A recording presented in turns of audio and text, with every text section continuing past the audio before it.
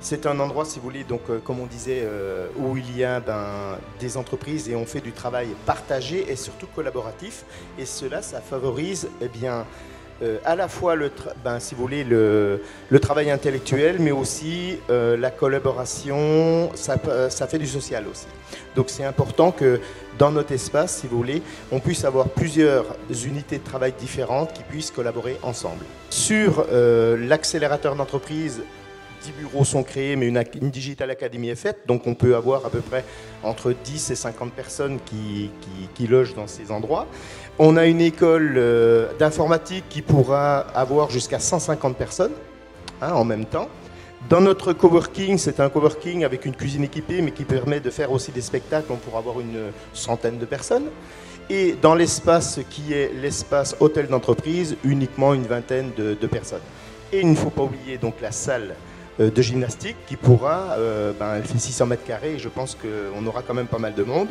Et si jamais, donc, étant donné qu'Éclat participe un petit peu, pas mal à ce projet, j'espère que si on avait tous les gens d'Éclat pour venir sur ce lieu, on aurait 34-35 000 personnes.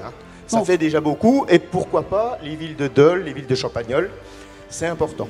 Il y a quand même, nous logeons quand même le Fab Lab.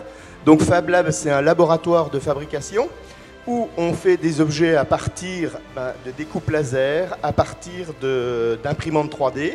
On aura une imprimante aussi alimentaire, c'est un 3D alimentaire. Mais c'est important de dire que ces projets-là font que, par collaboration, on arrive à faire des projets et créer des entreprises. Il s'agit le lauréat, la commune de Haute-Roche, représentée par son maire, Daniel Ségu.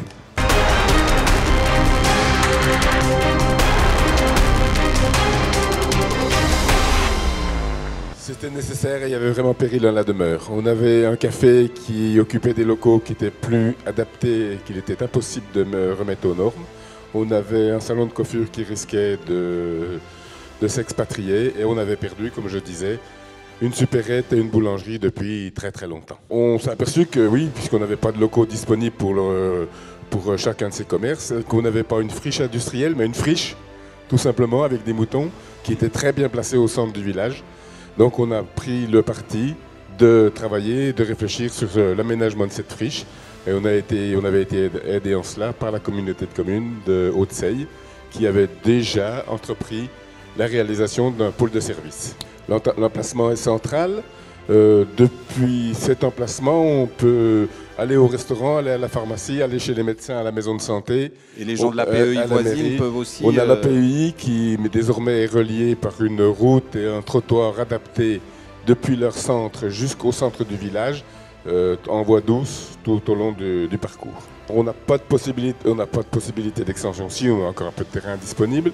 On n'a pas de demande actuellement, c'est les demandes qui ressortent actuellement, c'est plutôt sur de l'artisanat, menuiserie,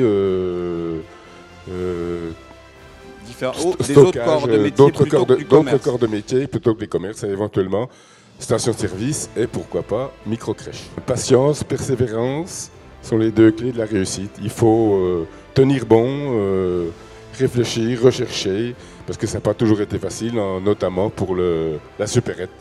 C'est ce qui était le point le plus difficile à retrouver, et pourtant on a réussi à faire une supérette qui fonctionne. Importante et qui fonctionne.